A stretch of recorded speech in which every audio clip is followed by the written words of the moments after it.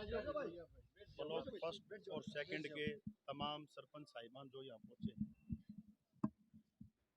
मैं सब धन्यवाद करता हूँ कि अपने गांव के विकास के लिए सब एकजुट होकर एक अपनी जो ये आवाज़ उठा रहे हो, ये प्रजातंत्र को, जो प्रजातंत्र में बनाई हुई प्रणाली है उसको योग्यशील बनाने के लिए ये जरूरी चीज़ थी। क्योंकि गांव के जो प्रतिनिधि चुने गए हैं, मैं जहाँ तक समझ पाया हूँ, कानून के हिसाब से भी हिंदुस्तान के अंदर हमारा जो लोकतंत्र है उसके अंदर सर्वमान्य पदों में 3 ही पद आते हैं, प्रधानमंत्री, मुख्यमंत्री और सरपंच। एक ऐसे योग्य जो हमारे एक पहली जो पंचायत है गांव की, उसको हमारे लोकतंत्र के अंदर अगर किसी पद को जगह मिली है प्रधानमंत्री और मुख्यमंत्री के बाद, तो वो सरपंच को मिली है।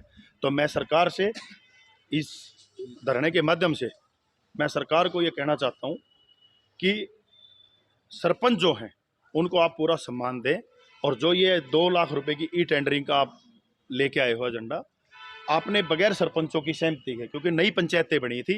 मेरा मानना यह है कि इन सरपंचों को बुला के, पहले इन सरपंचों को, पूरे हरियाणा के सरपंचों को इकट्ठा करके मंत्री जी को और सरकार को, मुख्यमंत्री जी को इसके ऊपर इनकी राय मांगनी चाहिए थी। जिस व्यवस्था के खिलाफ अगर ये सरपंच हैं जो जनता ने चुन के भेजे हैं, अगर ये इस व्यवस्था को नहीं मान रहे हैं तो मुझे ये नहीं समझ में आ रही है थोपा क्यों जा रहे हैं।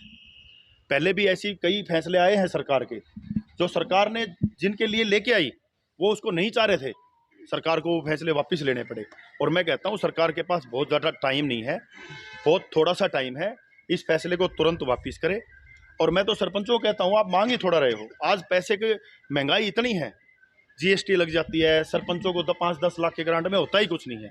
मैं ये कहता हूँ कम से कम एक गांव को 5 साल के अंदर 10 करोड़ रुपए की ग्रांट मिलनी चाहिए, और 50 लाख से कम बिना ई टेंडरिंग के सबके ठेके खुलने चाहिए, और सरपंच को उसकी पावर मिलनी चाहिए।